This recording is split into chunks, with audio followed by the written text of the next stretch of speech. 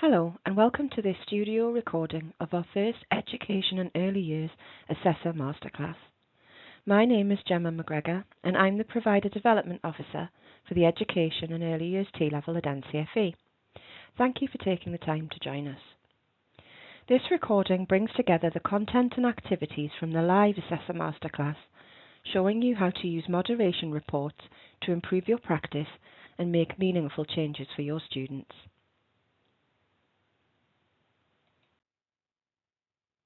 Let's look at the outcomes for the session.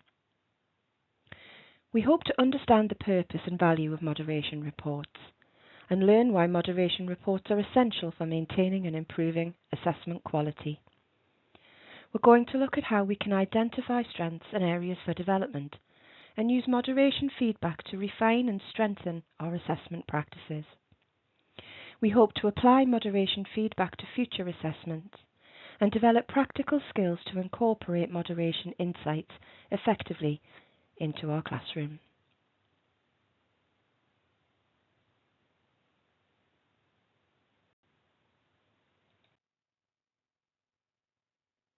Let's look at the role of moderation in assessment.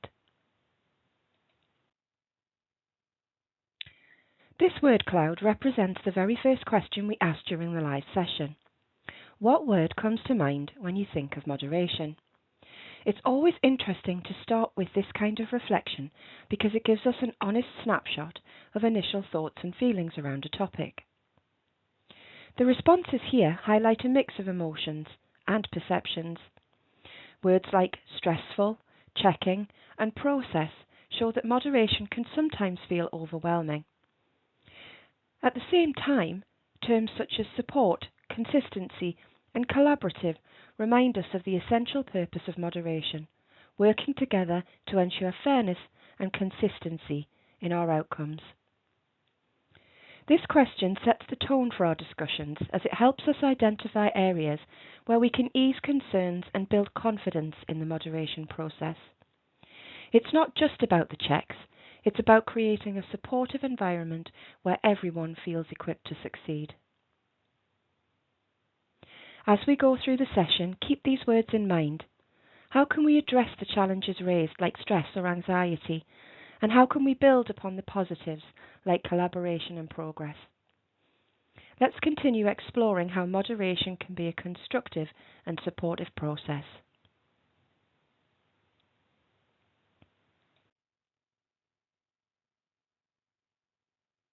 You can see a definition of moderation on screen now. Moderation is a process of reviewing and standardizing assessment practices to ensure fairness, consistency, and alignment with defined standards across different assessors or institutions. It provides a structured approach to validate that assessments are fair, accurate, and reflective of the intended learning outcomes.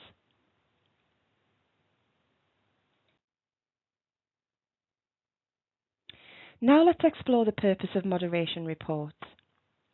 A moderation report is to document and communicate findings from the moderation process, providing assessors with clear, constructive feedback on their own assessment practices.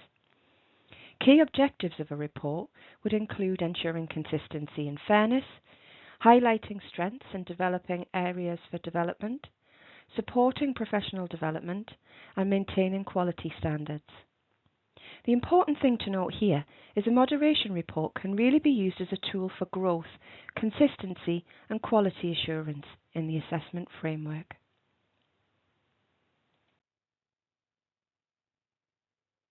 Now let's look at where you can find your standardization materials. This slide gives a description of where the standardization materials that NCFE provide can be found on the portal. Firstly, you need to log in, go to the Bookings tab and click View Assessments. You can then search for a batch number or product code to find learners on the relevant qualification or assignment that you need to access the standardization training for. You can select All Students, scroll to the bottom, click View Bookings, and click the title of the desired component or assessment series. You'll then see a page appear with headings for each assignment. The standardization materials for moderated assignments will be located under the Moderated Assignment heading. If you click Show Details, you'll be able to view the materials and then click them to download. Just aside here, if there are two parts to the assignment, the materials will be located under Part 2. If you don't have access to this part of the portal, please do reach out to our T-level support team and they can help you through our customer service team, allow you to gain access to the relevant section of the portal.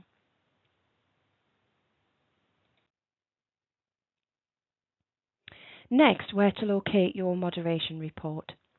Your final moderation report will be available to view on the portal on Results Day, and they're located under the Results tab. You then need to look for the Occupational Specialism Results slip, and you'll see a drop-down menu that looks like the one on screen now. Again, if you don't already have access to this information, your exams team can change their permissions. For support with this, you can contact T-level support at ncfe.org.uk.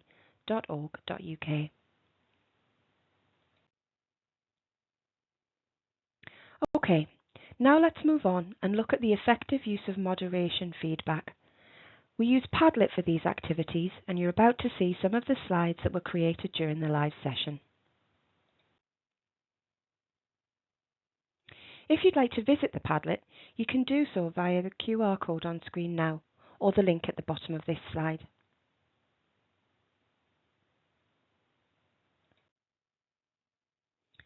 During the live session, we demonstrated how to annotate a document collaboratively using Padlet. The example we used here is based on areas of good practice from an actual sample moderation report. Let's walk through what we covered. This document highlights key strengths from moderation feedback, focusing on areas of good practice. By using Padlet, we were able to annotate the report interactively, drawing attention to specific sections and adding comments. Here's how it worked. We agreed that there was largely consistent marking. Participants highlighted the consistency between assessors and moderators as a critical strength. This reflects the importance of maintaining alignment in assessment criteria and feedback. For certain parts, the marking was only mostly aligned.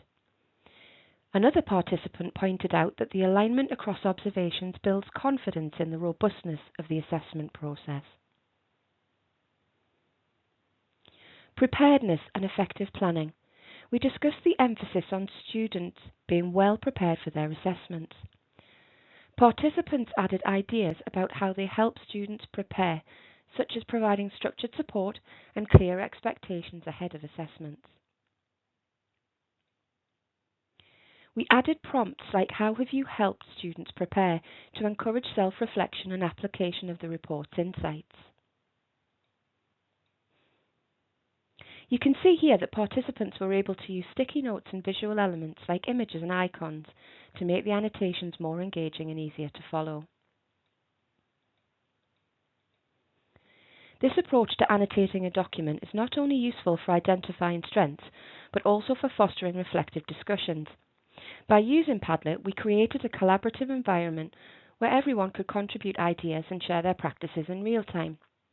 If you'd like to try this method, you can visit Padlet and create a sandbox of your own. Feel free to replicate this kind of activity with your own teams or even your students to encourage deeper engagement with feedback.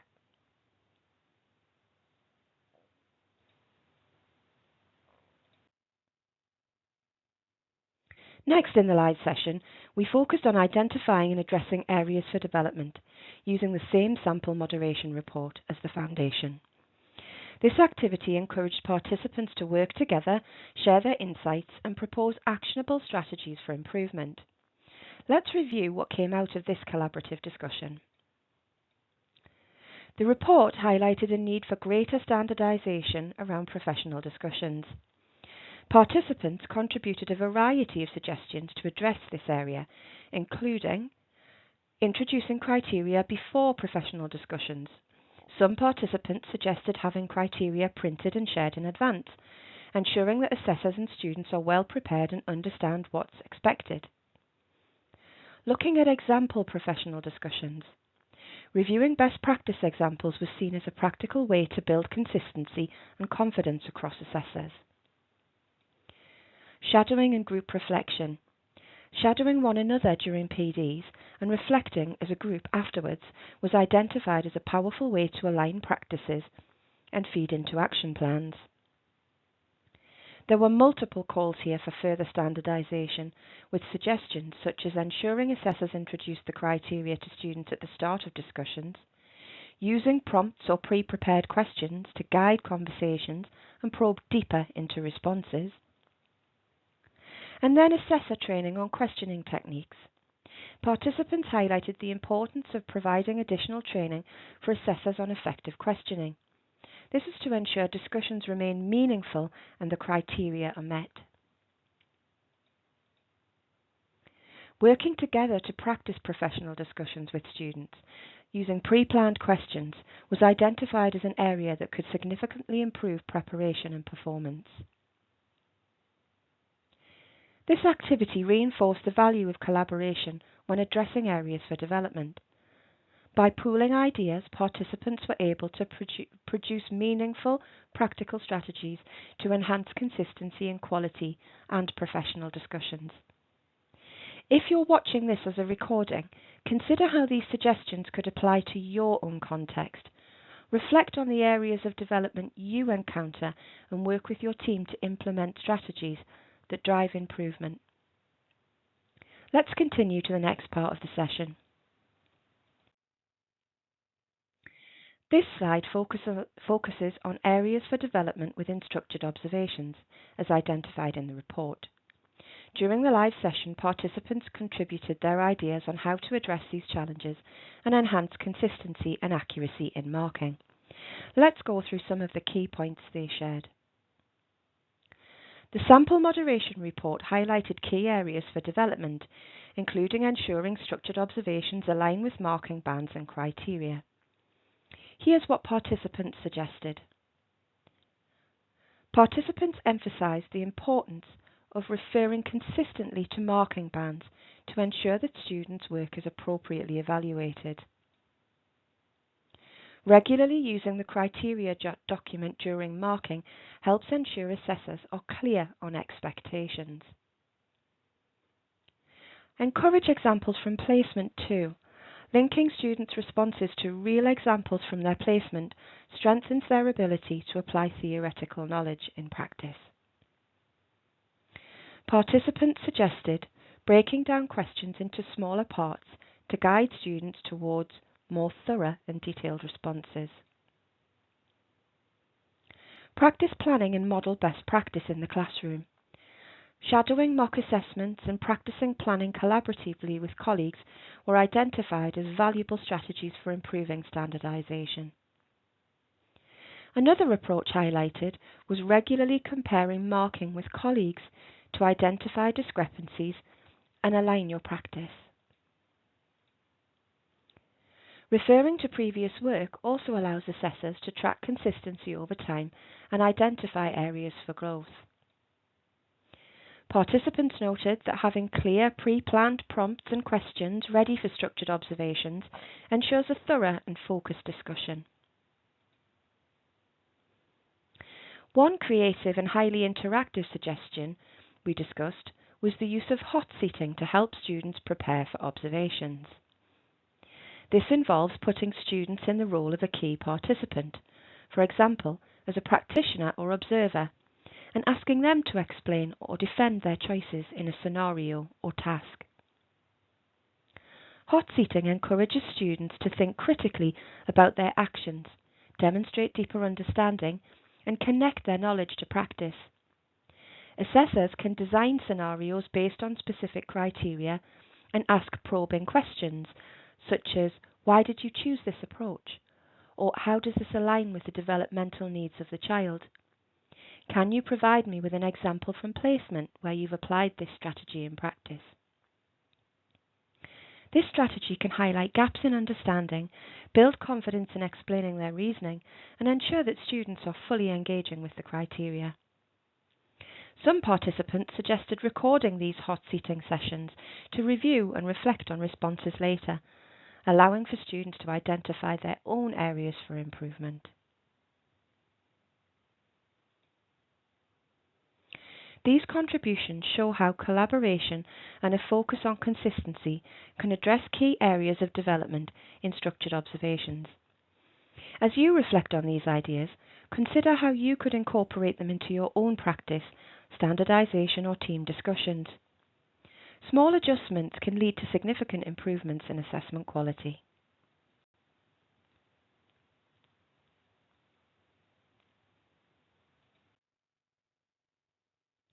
In this next activity, we asked participants to imagine they were writing an action plan for a fellow provider, based on the recommendations and observations that are highlighted in the moderation report.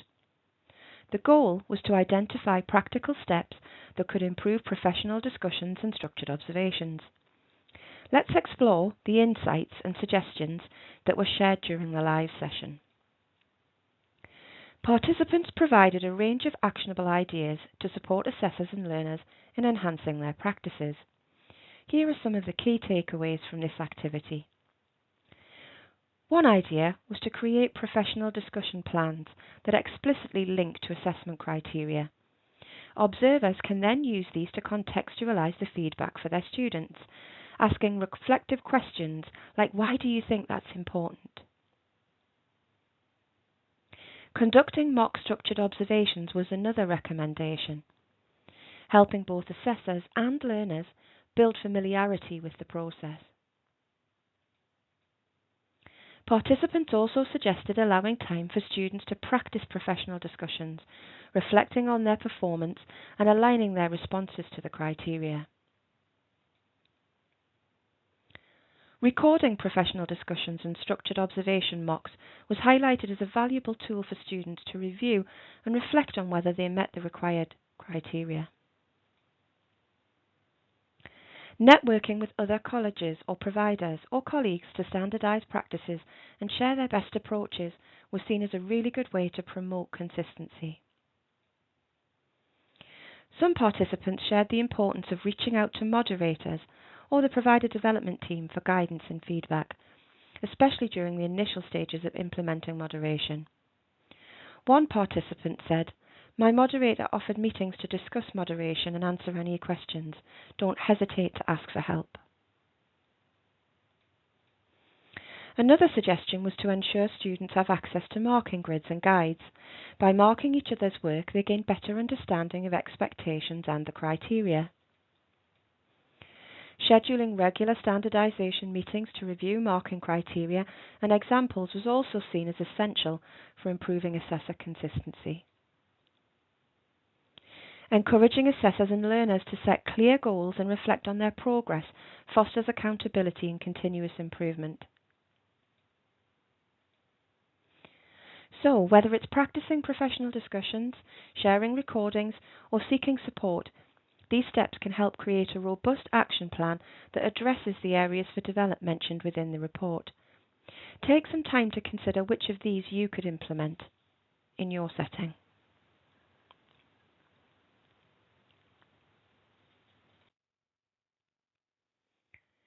This slide introduces a quick and simple template designed to guide your initial reflections on your own moderation report. It's a practical tool that helps you break down the findings into actionable insights and steps for improvement. This basic template is structured into 4 key sections to help you organize your thoughts effectively. Start by highlighting what went well. Then reflect on areas where the moderation report commends your team or approach, such as consistent marking or strong planning. Acknowledging these strengths can help reinforce good practice. Next, you can pinpoint areas for improvement. Use this section to note any feedback or recommendations that suggest room for growth. For example, are there specific criteria where consistency or clarity needs to improve? This step helps you focus on actionable areas. Next, you can recommend some strategies for improvement. Based on the report findings, you can brainstorm potential strategies to address the areas for improvement. Consider areas like implementing additional training, refining marking criteria, or collaborating with colleagues to standardize your approach. And then there's the next steps, how will you share and implement this action plan? Conclude with concrete next steps. This might include scheduling a team meeting or discussion, revising documentation, or planning for mock assessments. Sharing your reflections with your team ensures that everyone's on the same page and working towards improvement together. This template is intentionally flexible. It allows you to adapt it to suit it to your specific context and needs. Whether you're working independently or as part of a wider team, it provides a clear starting point for turning moderation feedback into a real meaningful progress. Feel free to use or modify the template when reviewing your next moderation report to ensure your reflections are structured and actionable.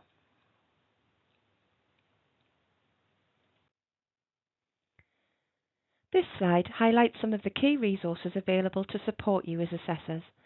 Whether you're looking for recordings of past events, guidance on moderation, or tools to help you prepare, there are plenty of materials to explore. Let's start with the YouTube playlist. There are recordings of previous Assessor events, like the Education and Early Years Assessor and Teacher Networks, available on our YouTube playlist.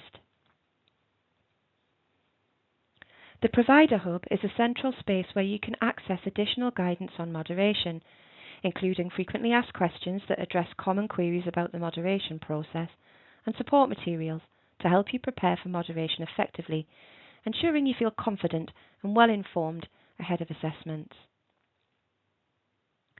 Links to further documentation and CPD tools to strengthen your practice are also located on our events page.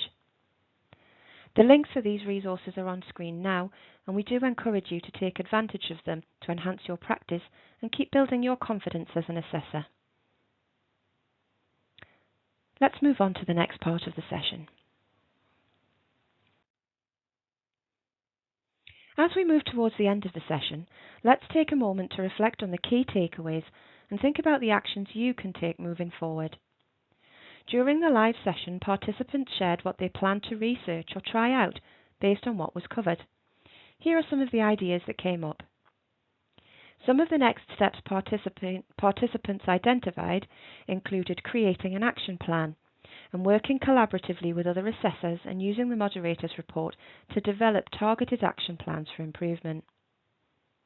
Practicing professional discussions, allowing more time for students to practice PDs using prompts and questions aligned with criteria. Peer feedback, encouraging students to give each other feedback to build confidence and understanding of the criteria. Collaboration and standardization, reaching out to other colleges, involving tutors in standardization meetings, and sharing best practice across teams. And using the available resources, taking time to revisit NCFE YouTube recordings and guidance materials to ensure alignment with moderation requirements.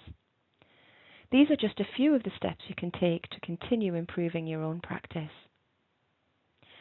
Consider which of these actions you can implement, whether it's creating a structured plan, involving your team in more standardization, or simply focusing on one small improvement.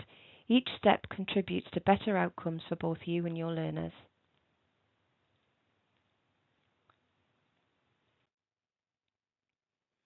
Now let's look at some next steps. Over the last 3 slides, I'd like to highlight some upcoming events. The next opportunity to connect and collaborate with fellow assessors and moderators will be at the Education and Early Years Assessor and Teacher Network.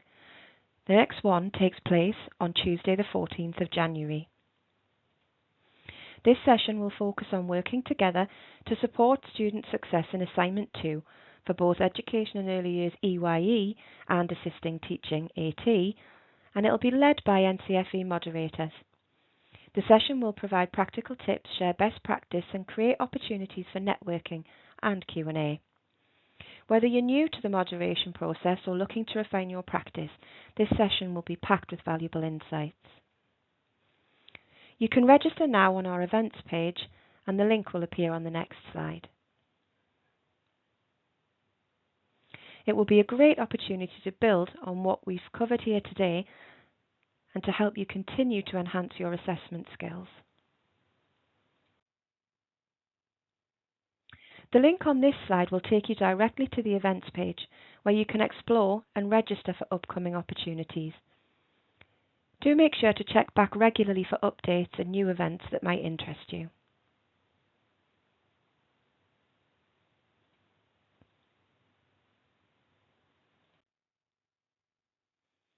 Lastly, here's an exciting opportunity to enhance your professional development and connect with others in your sector, our Best Practice Network. This initiative is designed to help you collaborate, share resources, and learn from one another. By joining the network, you'll be able to connect with colleagues across the sector to exchange ideas and best practices, access live sessions packed with practical strategies and tools, and engage in ongoing discussions through our Microsoft Teams page, where you'll find shared resources and opportunities for collaboration. It's simple to get involved. You can sign up for our live sessions to gain insights and practical tips for improving your practice. You can do this via our events page. You'll then be able to join our Microsoft Teams page for continuous support, shared materials, and networking opportunities. The next live session is on Tuesday, December the 10th from 3:30 till 5. You can find more information and register via the events link on the bottom of this slide.